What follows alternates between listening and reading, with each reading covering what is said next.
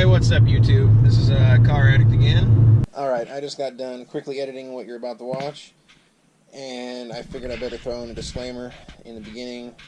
Yes, I know it's not going to be as nice, and yes, I know it might not perform as well, and yes, I know I'm freaking cheap. Alright, on to the video. I'm driving the new car home from work because I was all excited. I was pumped to hit this back road on the way home from work.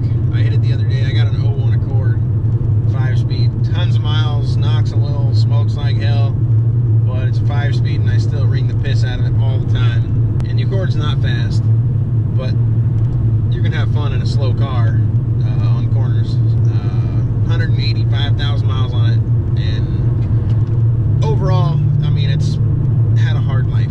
I've owned it, or I've been part owner since about 30,000 miles or something, so you can imagine the way I drive. 150,000 miles with me, that's gonna be a lot to take. Anyways, it was a lot of fun. I figured I'm gonna take the car with some power and some wide sticky tires, and because those are just cheap ass 205s or whatever's on an Accord. They might even be like 195s. So yeah, then it rained, so now I can't do it. So instead, I'm gonna tell you about the recent purchase I just made for the car. I actually did it last night. I did some measuring, and I hope it's gonna work. The one problem I might have is the coupler I bought to come off the, I'll call it the intake snorkel, that piece that you can't replace. I have it coming straight off with a 45 coupler, and it might come down and interfere with the charge pipe. I hope not.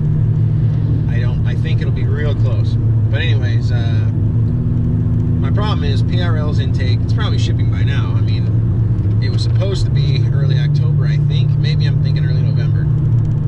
However, if you knew me personally, you'd know I'm cheap as hell. I gotta put a little asterisk on that note, though, because there's certain things that I frivolously blow money away like it's nothing. Like RC cars.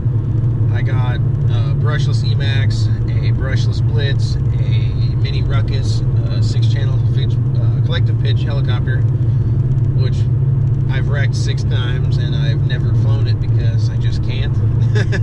I also didn't take the time, after I wrecked it a bunch of times, then I found this whole series on YouTube of step-by-step how to make sure everything's aligned perfect, and this and that and that, and just, I always plan to rebuild it and watch them all again, but now it's hard to find parts for, and I just chalked it up to, I should have bought an easier to fly helicopter to learn on.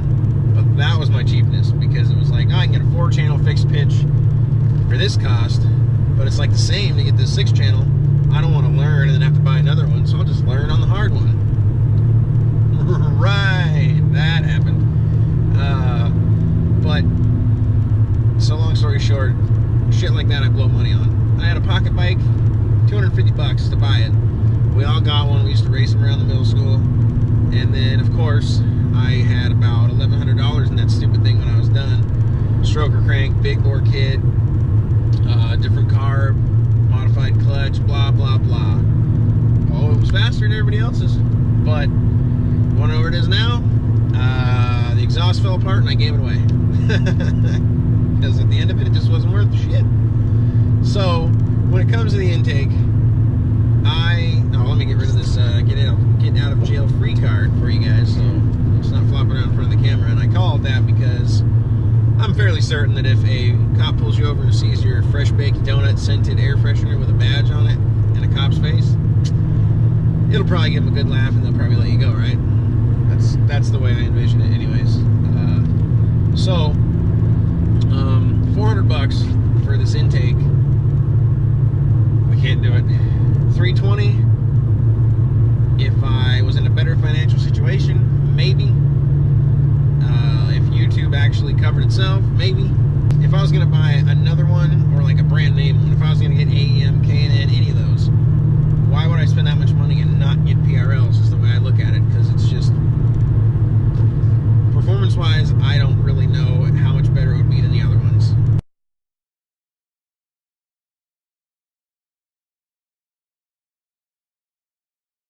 As far as Honda's test on, and I'm pretty sure it's Honda, I just always say Honda for some reason, their test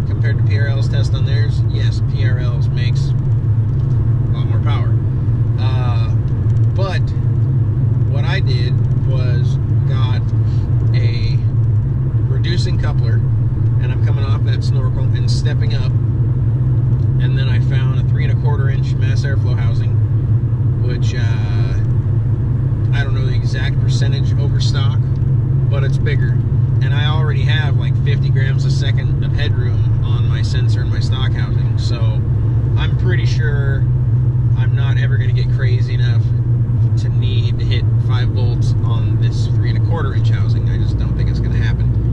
But anyways, 45 coupler, 45 pipe, and I got to chop a section out and put the housing in it. If I can flare one and collapse one a tiny bit to meet them, that'll be welded. Otherwise, it's going to be a transition, another reducing coupler. 45 down and put the filter kind of at the bottom of where the factory airbox was. So it's like an extended short ram or a 90% cold air, whatever you want to call it, I guess.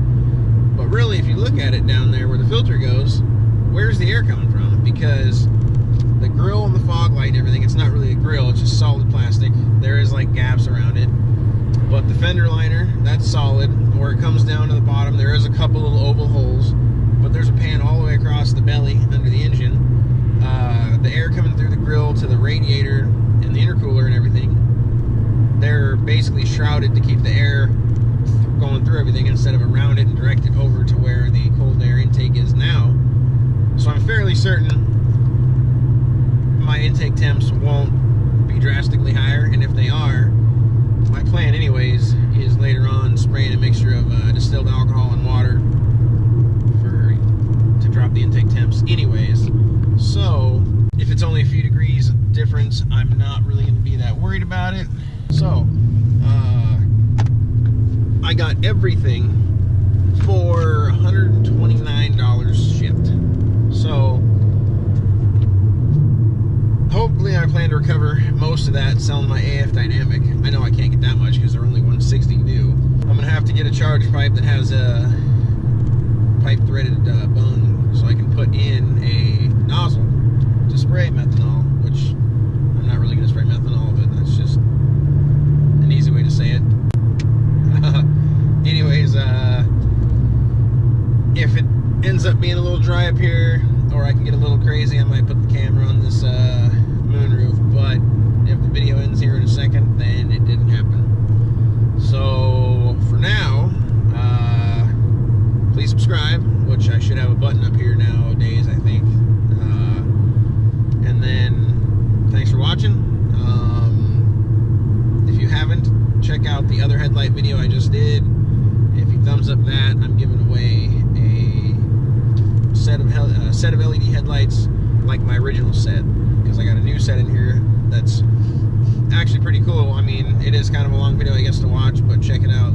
The headlights are pretty damn cool, I'd have to say.